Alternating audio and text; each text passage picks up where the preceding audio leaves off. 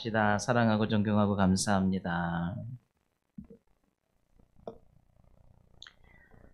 아프리카로 봉사활동을 갔던 어떤 의사 선생님께서 자기가 보고 들은 것들을 이제 짧은 글로 쓰신 그런 내용이 있어서 오늘 설교에 도움이 될 것 같아서 여러분들에게 좀 소개를 하려고 합니다.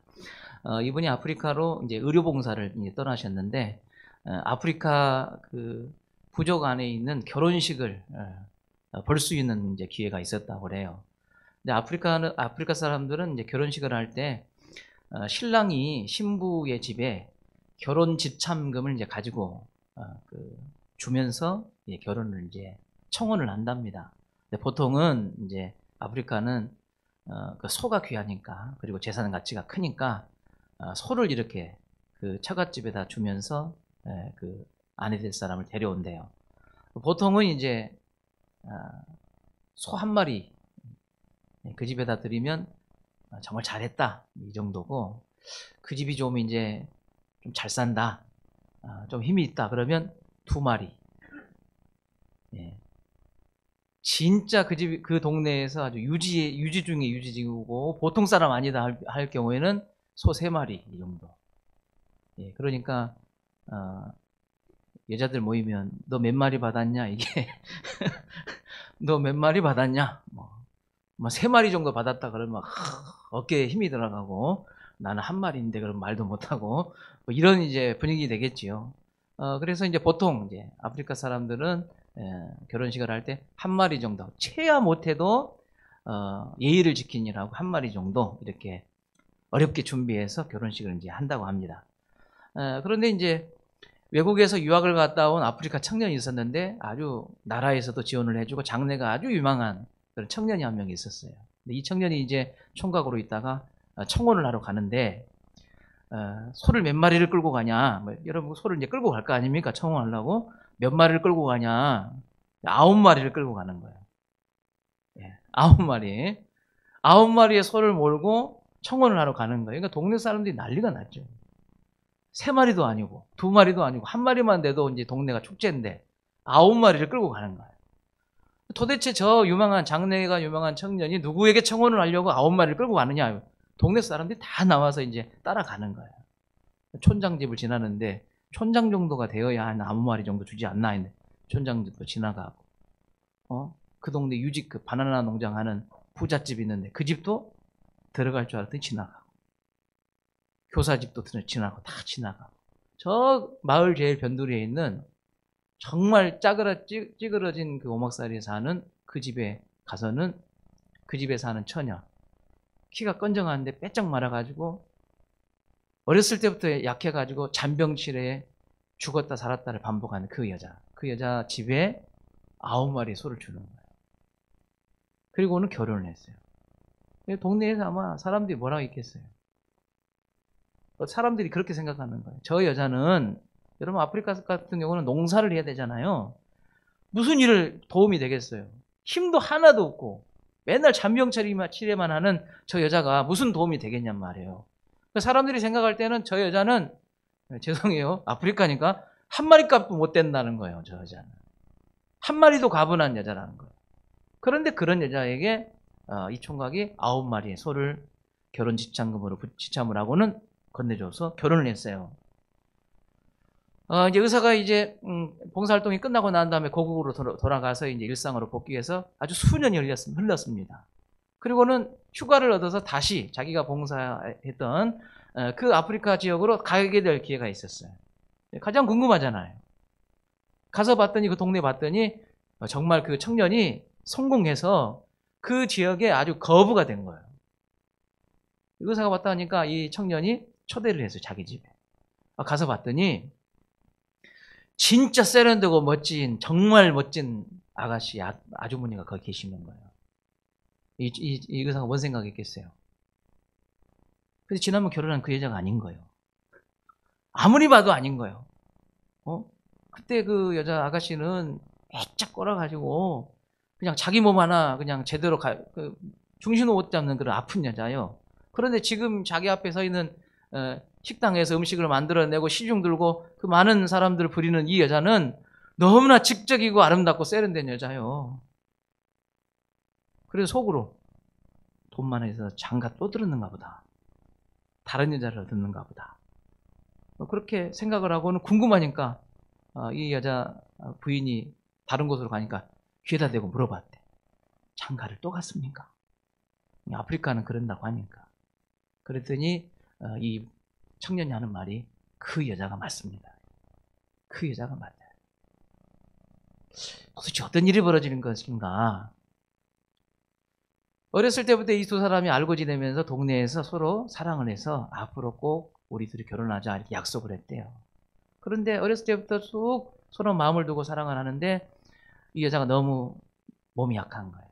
그래도 이 남자, 이 청년에게는 하나밖에 없는 자기, 내 사랑을 받을 여자, 내 사랑하는 여자. 다른 사람은 한 마리 값, 자기도 안 돼요.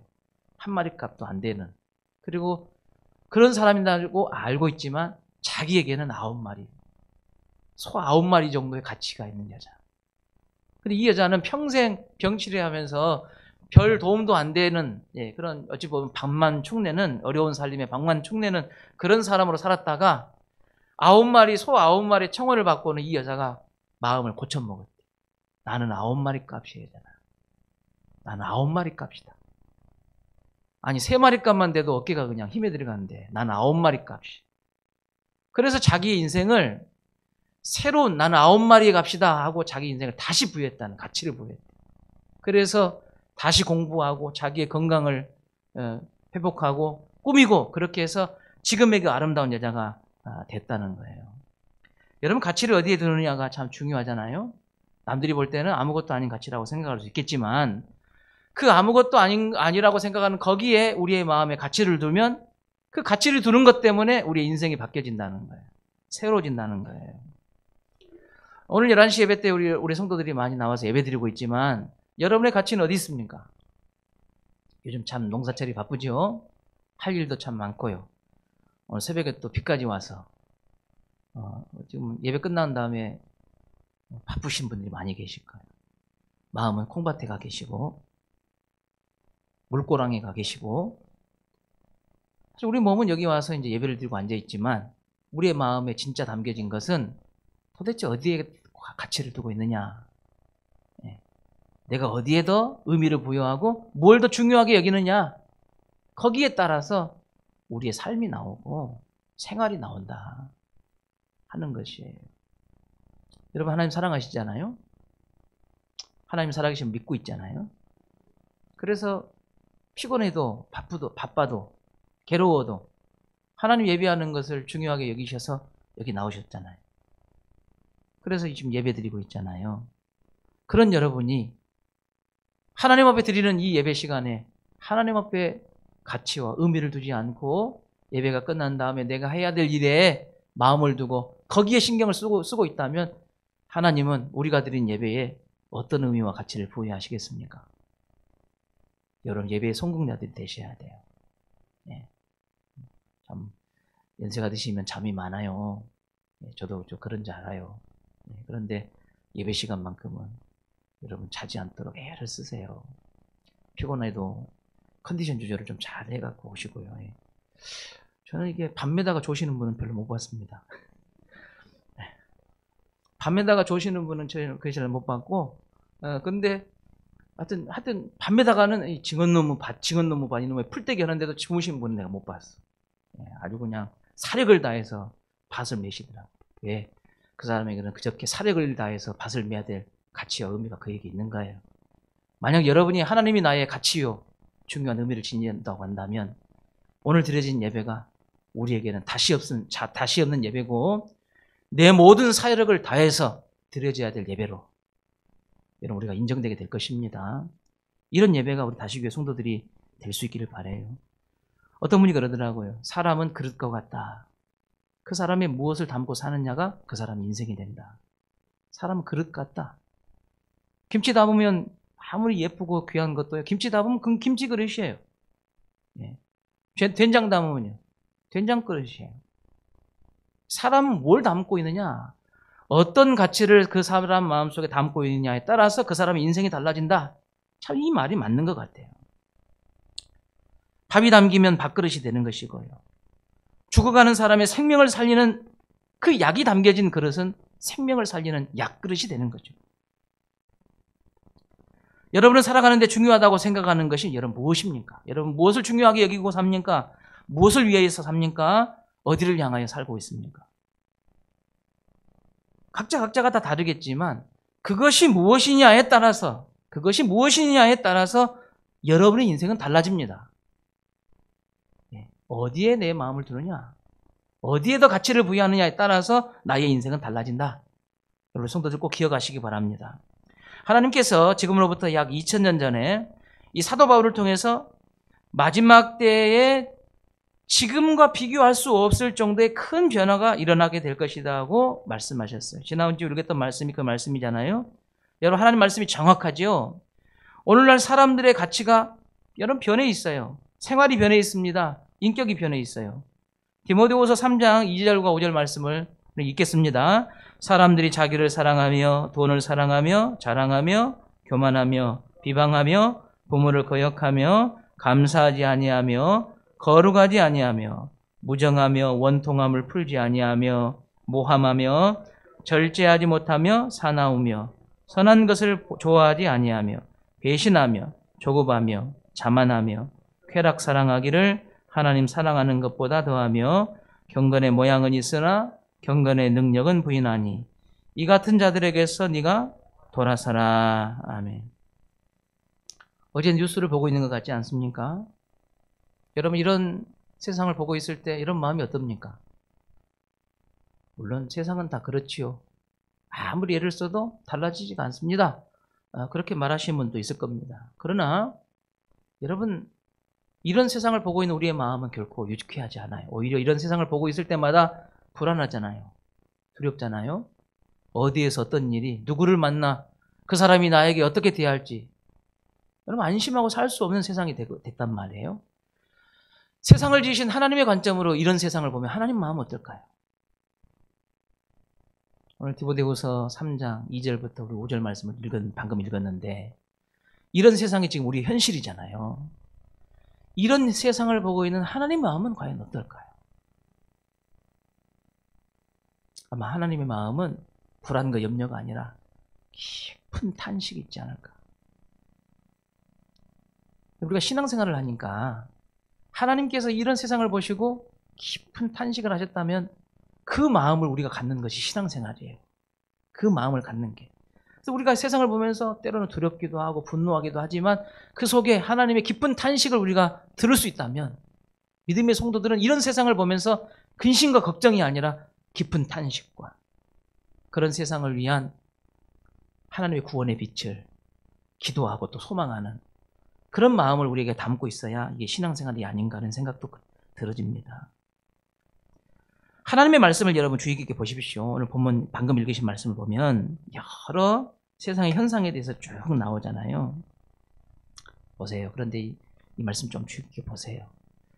뭐 자랑하며 교만하며 비방하며 우리 세상에 있는 것들이잖아요. 이게 뭐 지금은 뭐 아주 뭐 어디에서 뭐 일부러 찾을 필요가 없이 흔하게 볼 수 있는 이런 이 것들이에요. 빨간 글씨로 되어 있는 것. 얼마나 세상이 퍽퍽해요. 하나님이 탄식할 수밖에 없는 세상이잖아요. 그런데 오늘 읽은 말씀을 보면 짤막짤막하게 단어들을 나열하지 않고 거기에 의미와 가치를 부여하고 있는 단어들이 있어요. 그 의미와 가치를 부여하고 있는 단어가 뭐냐면 사랑하다 이런 단어예요. 보세요. 자랑하며 교만하며 비방하며 부모를 거역하며 이런 나타나는 현상에 대해서 짧게 이야기하고 있지만 이 세 가지의 단어는 사랑이라는 단어를 썼어요. 사람들이 사랑한다. 여러분 하나님께서 인간을 만드시고 그 인간으로부터 사랑의 대상으로 삼으시는 것은 하나님이시거든요. 그런데 인간이 사랑의 대상인 하나님을 사랑하지 않고 다른 것들을 사랑하기 시작하는 그런 내용들이 쭉 나와요. 세 가지가 나오죠. 뭐가 나와요? 첫 번째가 뭐가 나와요? 자기를 사랑한다. 이렇게. 자기를 사랑한다. 두 번째는요. 돈을 사랑한다. 이렇게 두 번째. 여러분이 좀 헷갈리실 거예요. 자, 4절 보십시오. 4절 보시면 사랑이라는 말 또 나오죠. 빨간 글씨로나 좀 헷갈리죠. 근데 뭘 사랑한다고 그랬어요? 쾌락을 사랑한다. 이렇게. 사실 자기를 사랑하고 돈을 사랑하고 쾌락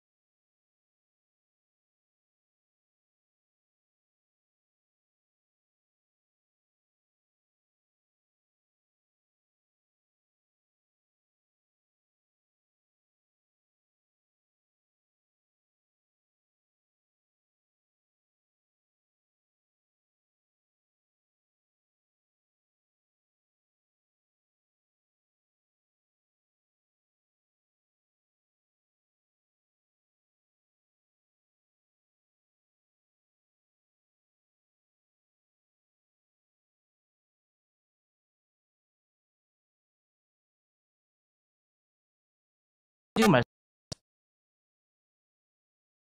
변하면 인생도 변하는 거예요. 하나님을 사랑했던 우리의 인생이 자기를 사랑하는 가치로 변화되고 있다 보니까 자기를 사랑하여 사는 가치로 우리 인생이 지금 변화되고 있는 이 변화를 경험하고 있는 거예요.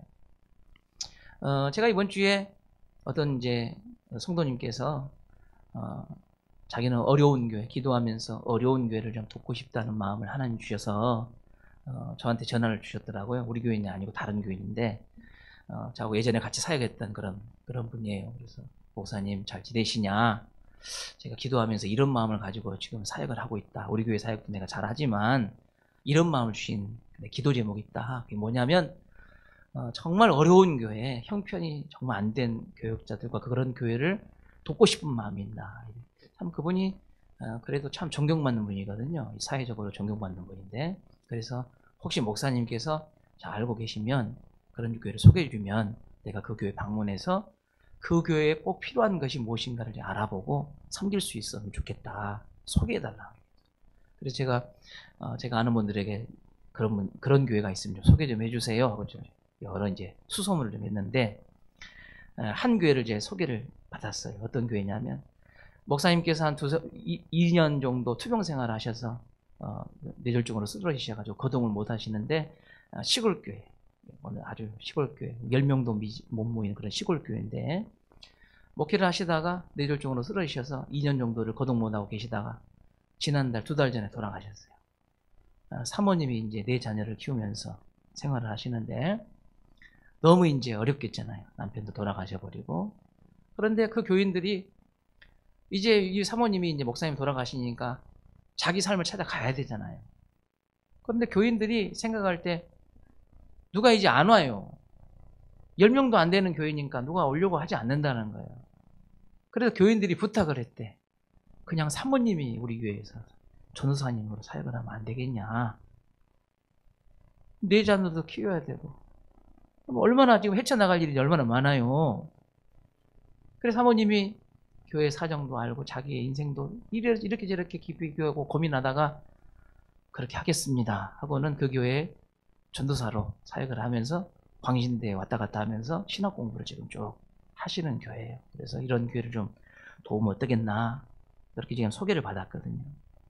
여러분 이분이 이 사모님이 선택하는 것은 자기가 선택한 것이라고 생각할 수 있겠지만 만약 자기를 사랑하는 그런 가치에서 뭔가를 결정했다면 아마 저 같은 결정 안 했을 것 같아요. 다른 결정을 하지 않았겠어요? 혼자 벌어서 내 식구를 먹여 살리는 어떤 가장은 자기에게 유일한 행복이 있다면 직장 끝나고 나서 그동안 가족을 위해서 수고한 자기 자신을 위해서 아내가 걸진 밥상을 차려놓고 소주 한 병 먹는 게 자기의 행복이래요.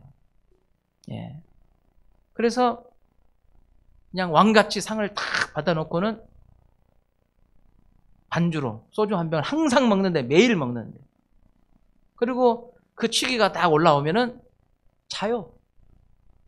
자고는 아침에 눈 뜨자마자 아이들 엄마 다 자고 있는데 일어나서 출근해. 자기는 출근할 때 아이들은 다 자고 있고 부인도 다 그냥 널브러져 자고 있는 거야. 그걸 보고 출근하는 남편의 마음은 어떻겠어요? 내가 이렇게 살아야 되나? 이렇게 살아야 되나? 그런 마음으로 자기는 출근하는데 자기는 불행하대. 근데 나중에 가족들이 뭐라고 하는지 아세요? 아빠 눈 본 지가 몇 년인지 모르겠대. 자기만 행복한 거, 자기는 자기의 유일한 행복이 뭐냐면 직장 끝나고 나서 걸지게 내가 이렇게 이 가족을 위해 수고했으니까 난 대접받아야 돼. 상 다 받, 막 고기 다 해. 그러면서 소주 한 병 먹고 자기는 취기에 그냥 잠자. 자식이 어떻게 큰지도 몰라. 난 이렇게 산 거야 그냥. 부인이 어떤 고민을 갖고 있는지 괴로움이 있는지 몰라. 그냥 자기는 술 먹고 자. 그리고 아침에 나갈 때 다 자고 있어 또. 남편이 이렇게 수고하는데 속도 모르고 자고 있대. 그러면 또 거기다 한숨을 그냥 날리면서 또 아이고 이런 놈의 세상 하면서 또 가. 이게 결혼해서 지금까지 이게 계속 반복이 됐대. 그 사람의 가치는 어디 있어요? 그 사람의 인생은 어디에 가치를 두고 사는 것입니까? 인간에게 있어서 자기를 사랑하며 산다는 건 아주 중요한 거예요. 내 자신을 사랑하지 못하면 다른 사람도 사랑하지 못하는 것도 정말 중요해요. 예. 그러나 나를 너무나 사랑해서 다른 사람을 파괴하는 일도 너무 많아요. 여러분 잘 생각해 보세요. 나를 사랑하는 것이 다른 사람을 사랑하는 방법이기도 하지만 나를 너무 사랑한 나머지 다른 사람을 과감하게 희생하는 경우도 우리 주변에 너무나 많아요. 도를 넘어선 사랑을 하는 거죠. 우리 자신을 사랑할 때. 정말 나 자신을 살리고 내 이웃을 살리는 사랑이 아니라 내 자신을 살기 위해서 다른 누군가를 희생시키는 이런 일들도 우리 사회가 얼마나 이 가치를 중요하게 여기며 사는지 몰라요. 여러분 창세기를 보면 이 내 자신을 사랑하는 것에 대한 의미가 아주 오래전 인류가 막 시작할 때부터 이 가치는 되게 중요한 의미로 쭉 시작이 됐어요. 창세기 3장 1절과 5절 말씀을 보면 아담과 하와가 뱀의 유혹을 받아서 선악과를 따먹는 장면이 나옵니다. 자, 이 말씀 읽겠습니다. 그런데 뱀은 여호와 하나님이 지으신 들짐승 중에 가장 강교하니라. 뱀이 여자에게 물어 이르되 하나님이 참으로 너희에게 동산 모든 나무의 열매를 먹지 말라 하시더냐. 여자가 뱀에게 말하되 동산 나무의 열매를 우리가 먹을 수 있으나 동산 중앙에 있는 나무의 열매는 하나님의 말씀에 너희는 먹지도 말고 만지지도 말라 너희가 죽을까 하노라 하셨느니라. 뱀이 여자에게 이르되 너희가 결코 죽지 아니하리라. 너희가 그것을 먹는 날에는 너희 눈이 밝아져서 하나님과 같이 되어 선악을 알 줄 하나님이 아심이라. 하나님을 대적하는 것이 마귀입니다. 마귀가 이 뱀의 모양으로 하나님의 형상대로 지음받은 인간을 찾아온 거예요. 그래서 그들, 이 인간에게 하나님의 형상대로 지음받은 인간에게 뱀이 그들을 부추겨서 어떤 존재로 만들려고 하냐면 하나님을 대적하는 존재로 만든 거예요. 뱀은 하나님을 대적하는 존재예요. 뱀이 왜 사람에게 찾아왔겠어요? 쉽게 이야기하면 자기 편 만들려고. 사단은 마귀는 하나님을 대적하는 존재예요. 그래서 사람을 현혹시켜서 하나님을 대적하는 존재로 만들려고 그 시작, 그 유혹이 뭘로 시작되느냐? 선악과를 따먹어라. 이렇게 지금 찾아온 거잖아요. 여러분 마귀는 이 선악과를 따먹으면 어떤 일이 일어난다고 했어요? 어떻게 유혹했어요? 좋은 일이 벌어진다는 거예요. 선악과를 따먹어라. 좋은 일이 벌어져. 어떤 좋은 일이에요? 결코 죽지 않는다. 결코 죽지 않는다. 눈이 밝아진다. 말씀 창세기 3장 보시면 눈이 밝아진다 그랬어요. 그리고 하나님과 같이 된다 그랬어요.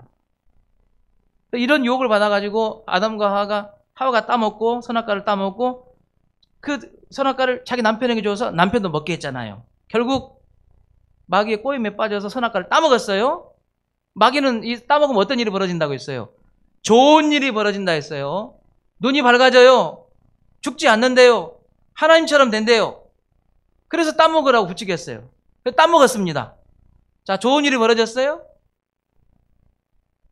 여러분 마귀 말이 맞았어요. 성경을 잘 보세요. 창세기 3장 7절과 10절 말씀 보면 자, 창세기 3장 7절과 10절 말씀 보면 읽겠습니다. 이에 그들의 눈이 밝아져 자기들이 벗은 줄을 알고 무화과 나무 잎을 엮어 치마로 삼았더라. 그들이 그날 바람이 불 때 동산에 거니시는 여호와 하나님의 소리를 듣고 아담과 그의 아내가 여호와 하나님의 낯을 피하여 동산 나무 사이에 숨은지라. 여호와 하나님이 아담을 부르시며 그에게 이르시되 네가 어디 있느냐. 이르시되 내가 동산에서 하나님의 소리를 듣고 내가 벗었으므로 두려워하여 숨었나이다. 따먹고 난 다음에 좋은 일이 벌어진다고 했는데 실제로 마귀의 말처럼 그런 일이 벌어졌어요. 중간에 말씀 써놓은 거 한번 봐보세요. 어떻게 벌어졌어요? 결코 죽지 않는다. 그 전에. 예. 여기 보시면 결코 죽지 않는다. 이 말이 무슨 말이에요? 하나님은 따먹으면 죽는다 했는데 마귀가 하는 말은 하나님 거짓말이야. 따먹어봐. 진짠가? 안 죽어. 그럼 아담과 하와에게 하는 말이 뭐예요? 하나님 그렇게 말하더냐? 하나님 거짓말 쳤네. 따먹어봐. 안 죽는다? 여러분 따먹었죠? 아담과 하와가 따먹었어요. 죽었어요? 살았어요? 처음 들어보십니까? 죽었어요? 살았어요? 아담과 하와는요, 그거 따먹으면 당장 죽을 줄 알았단 말이에요. 그래서 못 따먹었어요.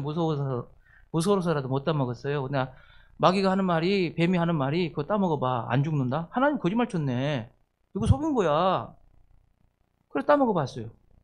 얼마나 무서웠을까? 뭐, 따먹지 말아야겠는데. 봐봐. 먹음직도 하고, 보암직도 하고. 야, 하나님 거짓말이라니까? 안 죽어. 근데 하나님 그렇게 말한 거야. 그럴까? 하와가 딱 따먹었더니, 안 죽네? 어떤 마음이 들었겠어요? 하나님이 거짓말 쳤구만.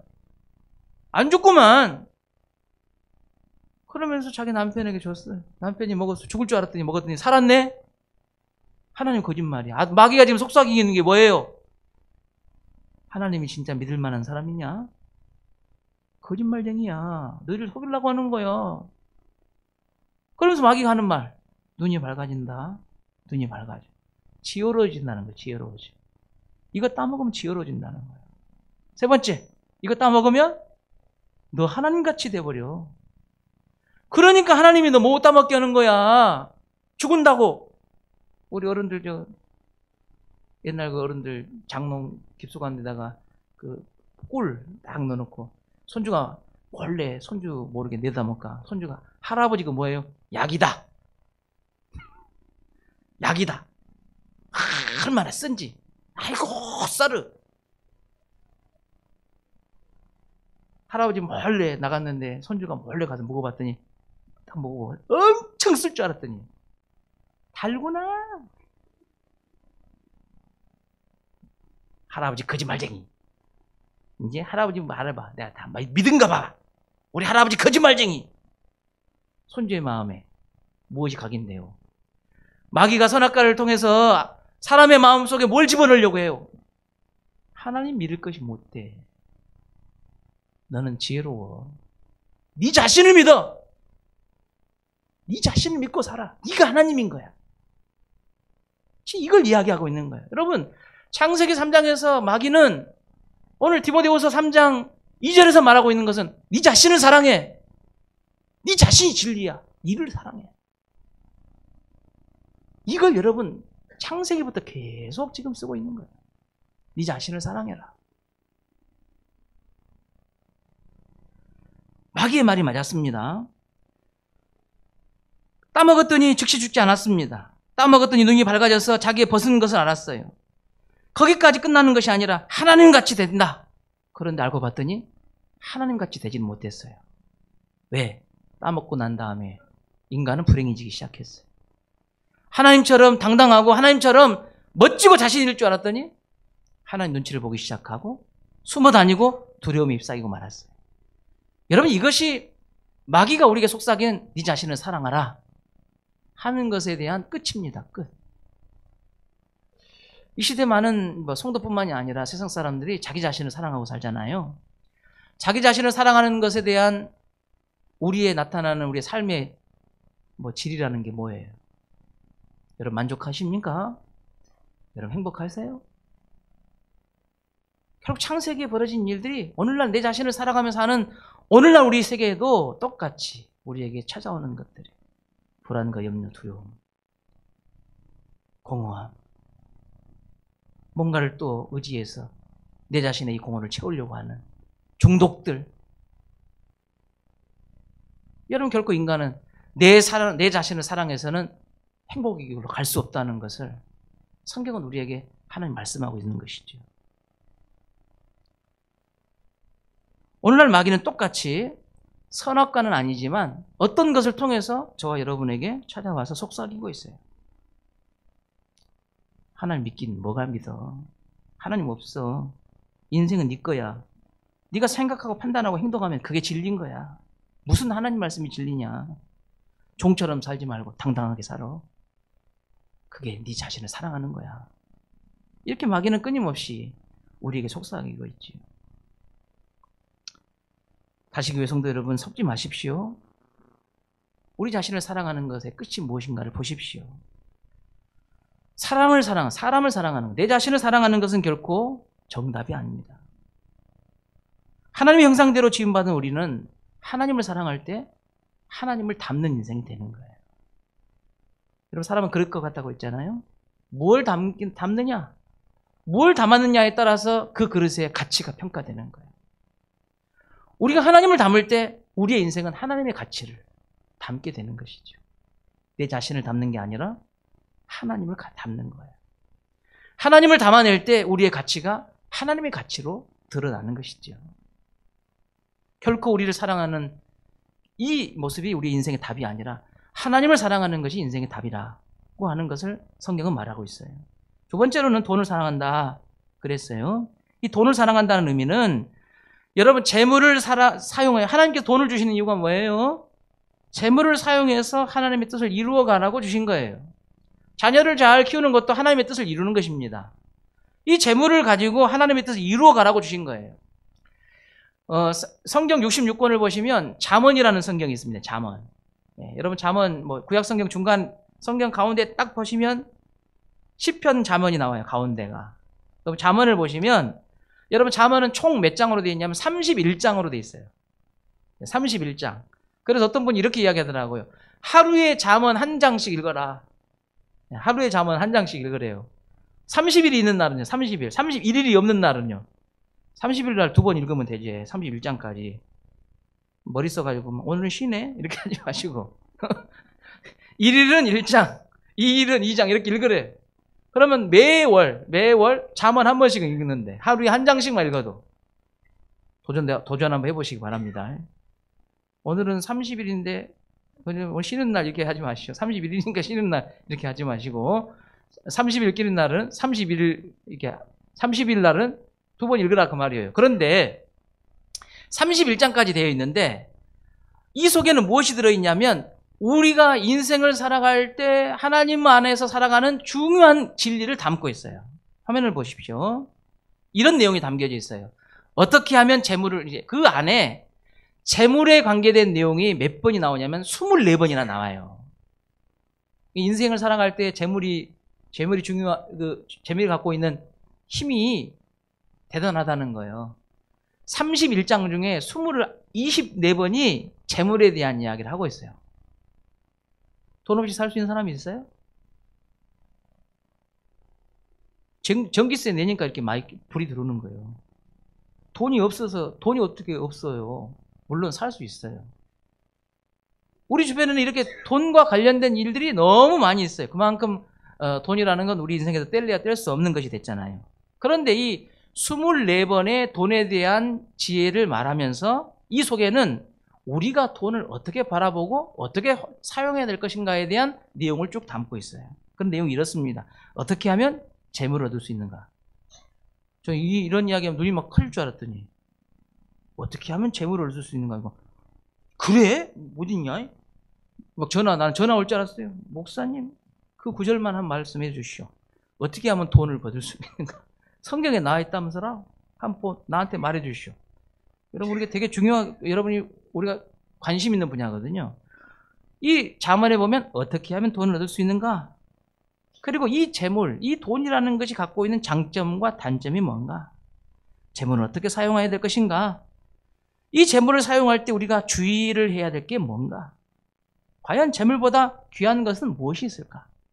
이런 내용에 대한 그런 내용이 잠언에 쭉 다 나와 있어요. 여러분 잠언 읽으실 때 좋아요. 좀 더 여러분이 성경을 좀 읽으시라는 차원에서 말씀드리는 거예요. 잠언 읽을 때 재물이라는 말만 나오면 동그라미 쳐버려 그냥. 재물이라는 말이 나오면 동그라미 쳐버려. 동그라미 쳐. 빨간 것이든 하여튼 노란 것이든 동그라미 쳐. 또 한참 읽다 보니까 재물이라는 말이 또 나오네. 또 읽어. 또 동그라미 또 쳐버려. 몇 개 쳐지겠다고? 몇 개가 쳐지겠어요? 24개가 쳐져요. 그럼 그것만 또 파버려 있냐? 계속 파버려. 그것만. 줄 쳐진 것만 맨날 봐버려 이제. 왜? 돈이 좋은 게. 어떻게든 돈 벌고 살아야 되니까. 그렇게라도 읽으시오. 그러면 돈을 쓸 때, 돈을 벌 때, 돈을 쓸 때, 돈을 대할 때 하나님 기뻐하는 모양으로 살지 않겠습니까? 그렇게라도 해서라도 그것을 내 마음에 담고 나는 이렇게 살아야 되겠다. 이렇게 해서 돈 한번 벌어봐야 되겠다. 이렇게 해서 내가 돈을 한번 써봐야 되겠다. 마음 먹을 때 우리가 하나님 말씀대로 살지 않겠냐 그 말이에요. 그렇게 해서라도 성경은 이 재물에 대하여 우리에게 가르치고 있는 교훈이 되게 많습니다. 시편 49편 6절과 9절 말씀 읽겠습니다. 다 함께 읽겠습니다. 자기의 재물을 의지하고 부유함을 자랑하는 자는 아무도 자기의 형제를 구원하지 못하며 그의 위에 속전을 하나님께 바치지도 못할 것은 그들의 생명을 속량하는 값이 너무 엄청나서 영원히 마련하지 못할 것입니다. 그가 영원히 살아서 죽음을 보지 않을 것인가? 여러분, 재물을 사랑하지 말라, 돈을 사랑하지 말라 이렇게 말씀하셨는데 돈 사랑하지 않고 사시죠? 여러분 한번 이렇게 생각해 보세요. 내가 돈을 사랑하고 사는가? 한번 봐요. 그럼 오늘 말씀 보면 이 시편에 보면 네가 재물을 사랑하고 사는지 의지하고 사는지를 한번 테스트해봐 하고 두 가지를 이야기하고 있어요. 첫 번째는 뭐냐면 그 재물로 남을 돕는 일에 인색하냐 이렇게 물어보고 있어요. 그 재물 가지고 남을 돕는 일에 너 어떻게 하니? 만약 인색하다고 하다면 고민이 많아. 이 고민이 많고 주저하다가 결국은 도와야 될 때 돕지 못한다고 한다면 너는 재물을 의지하고 있을 수도 있어. 이렇게 이야기하는 거야. 또 한 가지, 그 재물을 드릴 때 하나님 앞에 드릴 때 있어서 고민이 많다. 하나님 앞에. 여러분 우리가 이 재물이 어디서부터 왔다고 고백하고 있어요? 하나님께로부터 왔어요. 그런데 이 하나님 앞에 드리는 일에 고민이 너무 많은 거예요. 복잡해 머리가.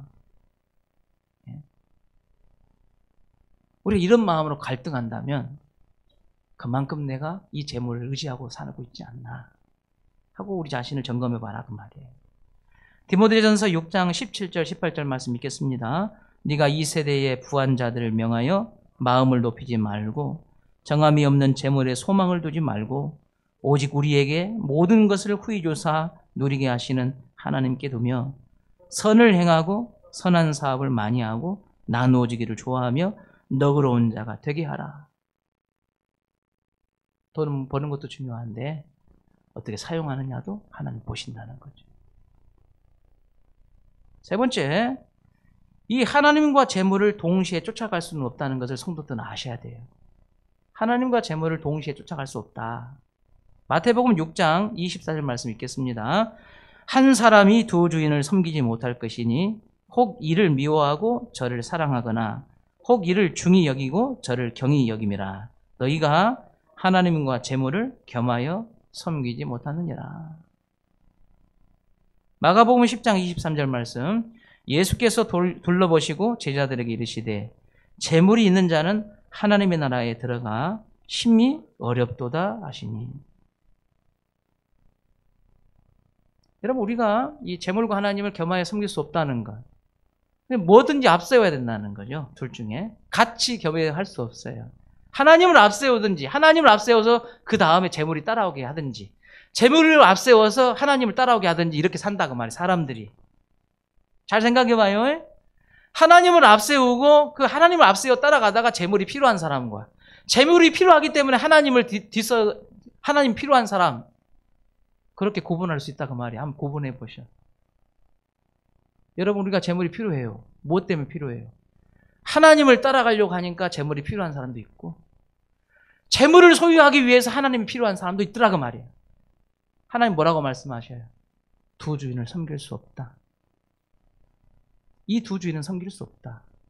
저는 우리 다시교회 성도들 이런 성도가 됐으면 좋겠어요.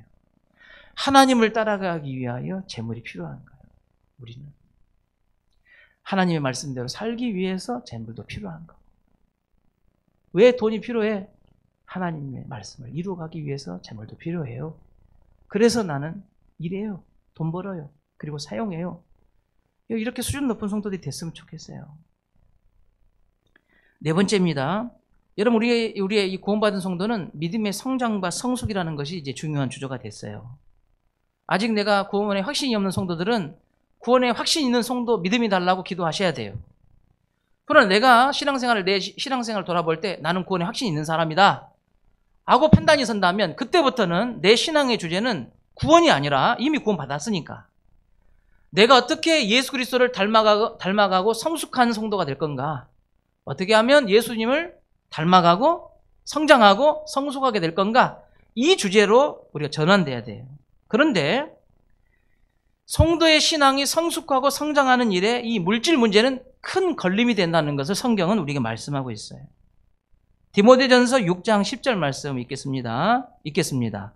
돈을 사랑함이 일만 악의 뿌리가 되나니 이것을 탐내는 자들은 미혹을 받아 믿음에서 떠나 많은 근심으로써 자기를 찔렀도다. 하나님 뜻대로 살려고 하는데 물질이 와서 걸림이 되는 거예요.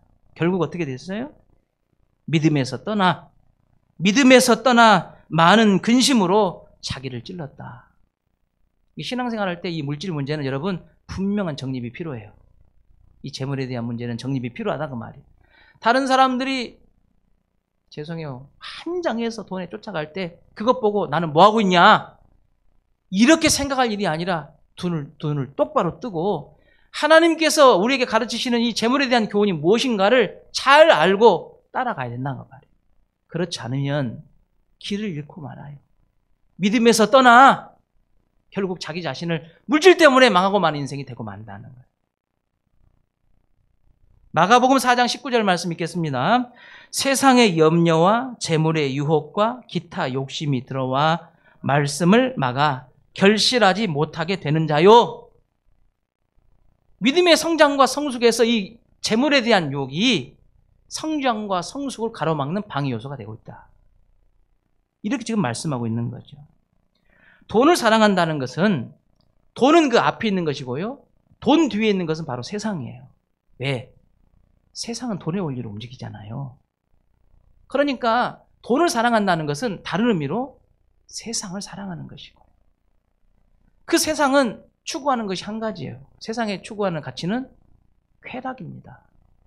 즐거움이에요. 행복이에요. 이걸 추구하고 사는 것이 오늘날 우리의 삶에 널려 있는 거죠.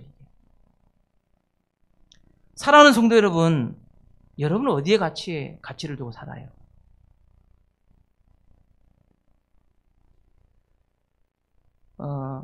코로나19 지난 다음에 우리가 예배가 잠시 중단됐잖아요. 저는 목사이면서 목사지만 두렵진 않아요. 목사에서 들어온 게 아니라 우리가 믿는 하나님이 여러분 우리의 생명을 살게 하시고 떠나가게 하신 분이 하나님이시잖아요. 여러분 내가 뭐 누군가를 만난다고 해서 안 걸린 사람도 많아요. 그렇잖아요? 여러분 확진자 나온 거 봐봐요. 똑같은 자리에서 똑같이 접촉하고 하는데 누구는 안 걸리고 누구는 걸려요. 이거 사람 힘으로 못하는 거예요. 그래. 내 힘으로 할 수 없는 일을 우리가 전전긍긍하면서 한다고 해서 지킬 수도 있는 것도 아니고 그런다고 해서 내가 잃어버리는 것도 아니에요. 우리의 생명은 하나님께 속해 있으니까. 그래서 우리 다시교회 성도들은 모여도 문제도 안 되고 흩어져도 문제 안 돼요. 그런데 왜 우리가 흩어졌습니까? 오직 복음을 전하기 위해서 우리는 흩어진 거예요. 그렇지 않아요. 목숨이 아까워서 흩어진 게 아니라 예수 그리스도의 복음을 믿지 않는 자들에게 전하려고 하는데 이 코로나 사태가 그들에게 하나의 빌미가 되고 복음을 가로막는 방해 요소가 되기 때문에 우리가 지혜롭게 대처하기 위해서 예배를 잠시 온라인으로 전환된 거 아닙니까? 그거 말고 다른 이유가 어디 있어요? 안 그럴 것 같으면 진작 다 우리 예배했습니다. 여러분 우리의 생명은 이미 하나님의 손에 있잖아요. 우리가 어디에 가치를 두고 살아요? 제가 우리 코로나19 지날 때 우리 교회 성도들 중에 여러분들이 예배에 참석하지 못했어요. 참석할 형편이 됐는데도 못했어요. 뭔가 괴로움이 있는 것 같구나. 그래서 제가 전화를 걸어서 물어봤어요. 이제 나올 만도 한데 왜 안 나오세요? 이제 뭐라고 하셨냐면 참 딱한 처지더라고요. 직장에서는요 매일매일 확인한대요. 교회 갔어요? 물어본대요. 자기 직장 부장 이사들이 와갖고 그 사람이 교회 다니는지 아니까. 이제 코로나 사태가 많이 완화됐잖아요. 근데 물어본대요. 교회 갔어요? 맨날 물어본대 왔어. 그럼 교회 갔다 가면요, 성질낸대. 감염되면 어쩌려고? 그러면서 자기 직장 와가지고 당신 감염돼갖고 우리 직장 들어오면 우리 직장 폐쇄되고 다 망한대. 맨날 물어본대. 그런 상황이래요. 난 교회 못 나오는데 그래서. 나오고 싶은데 못 나오는데. 목사로서 그렇게 생각했어요. 참 어렵게 사신다. 쉽지도 않구나. 내 하나의 신앙을 위해서 우리가 뭔가를 다 결정할 수 있지만 누군가는 이런 나 때문에 벌벌벌 떨고 있구나. 나는 그렇지 않은데. 우리는 문제 없는데. 신경도 별로 중요하게 생각 안 하는데. 믿음이 없는 성도들. 그리고 세상에 있는 사람들은 그렇게 생각하는구나. 그렇게. 저는 이 말씀을 전하면서 우리 다시교 성도들이 분명한 믿음의 길을 바르게 정했으면 좋겠어요. 우리 자신을 사랑하는 것이 우리 인생의 목적이 돼서는 안 됩니다. 이 땅에서 돈이 꼭 필요하지만 돈은 사랑의 대상이 될 수도 없고요. 내가 뭐 때문에 인생을 사느냐? 나 좋으려고, 나 행복하려고, 나 기쁘려고. 인생 뭐 있냐? 우리 다시교 성도들이 연세가 드시면 그렇게 열심히 하는 성도들도 열심히 많이 안 해서 참 안타까워요, 마음이. 예. 그렇게 도와주고 섬기고 하는 분도 옛날 같지가 않고, 기도 생활도 옛날 같지가 않고. 여러분 한번 생각해 보세요. 마지막으로 제가 이 말씀 드릴게요. 여러분이 남은 인생에서 사람을 만나면 몇 명이나 만나겠어요? 여러분 남은 인생에서 돈을 벌면 얼마나 벌 수 있겠어요? 누군가를 돕는다면 또 얼마나 누구를 돕겠어요? 젊었을 때야 마음먹은 대로 다 할 수 있겠지만 지금 우리 다시교회나 우리 성도들의 상황은 여러분 생각처럼 만날 수 있는 사람이 많지 않고 벌어들일 수 있는 수입도 많지 않아요. 그런데 우리 남은 인생은 그것을 위해서 살아가는 인생이 너무 많은 거죠. 하나님 앞에 준비하는 시간들이, 돈을 버는 일에, 하나님 앞에 믿음을 세워나가는 일이 그저 내 자신의 행복을 위해서 가감하게 하나님께 드려야 될 시간마저 희생하며 사는 우리의 인생이 반복되고 있어요. 그 좋은 돈도, 그렇게 따라다니는 사람도 내가 하나님 앞에 갈 때 아무도 따라와 주는 사람 없고 그거 짊어지고 가는 사람 하나도 없어요. 오직 이 땅에서 믿음만이, 내가 주님 앞에 준비한 그 믿음만이 내 자신을 따라옵니다. 그러므로 우리 다시교회 성도들은 이 땅 위에서 내 자신을 사랑하고 돈을 사랑하고 쾌락을 사랑하는 일을 경계하시고 이 모든 것을 공급하시는 하나님께 소망을 두고 그분을 의지하며 사는 우리 성도들이 됐으면 좋겠어요. 이 시간 한번 주신 말씀 붙잡고 1분 동안만 여러분 기도했으면 좋겠어요. 하나님께서 이 말씀 들으면서 나에게 느끼게 하신 것들이 있어요. 보게 하신 것들이 있어요. 깨닫게 하신 것들이 있습니다. 때로는 눈물도 나죠.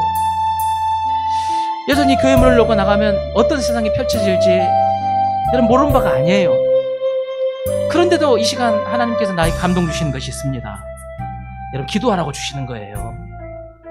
하나님께 고백하라고 주시는 거예요. 결단하라고 주시는 거예요. 여러분 그런 감동이 있다면 이 시간 서툴러도 괜찮아요. 기도하십시오. 그 마음을 그대로 하나님 앞에 올려드리십시오. 이 시간 1분 동안만 한번 기도하도록 합니다.